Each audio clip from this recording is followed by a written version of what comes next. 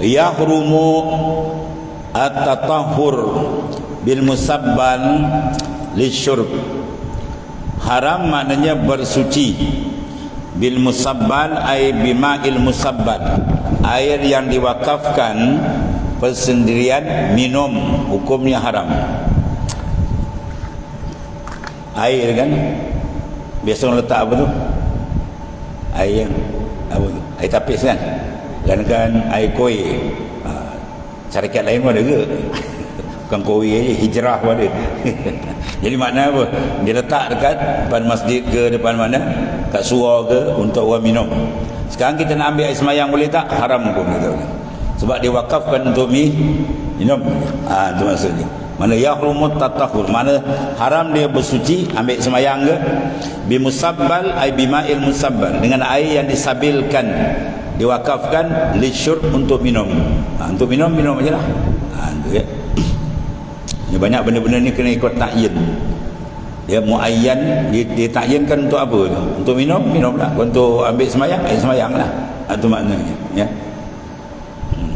Yang dibawa masuk kereta lah. Ada tempat air masjid, dia bawa masuk kereta. Dia kata, entah ni air masjid Kuala ni orang buat ni, bawa masuk kereta. Anak AJK, betul, no AJK kau. Kau nak jawab di mahkamah Qadi Rabul Jali, so maut. Ya, air itu air dia mewakafkan untuk apa? Untuk mandi dalam pula, dalam apa nama bilik, mandilah, tak ada masalah di situ.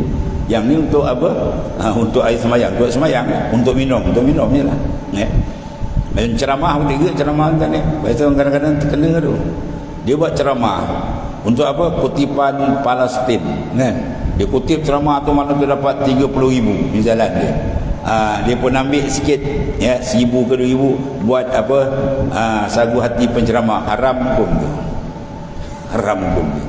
Sebab orang yang keluar duit poket tadi, dia niat untuk Palestin, nak bagi sagu hati tu duit lain. Itu kena jaga tu, penganjur. Kadang-kadang dia tersilap begitu. Sebab kita dah announce, kalau dia announce, dia suarakan secara umum, kutipan untuk maslahah kita akan gunakan kebajikan. Itu umum, tak apa. Ni bila dia takyin, dia kata untuk Palestin, maka kena bagi Palestin semua. Ya, itu semua kena bisa. Sebab dia sudah ikut niat apa yang dikasatkan oleh pemberi. Itu dia jaga itu.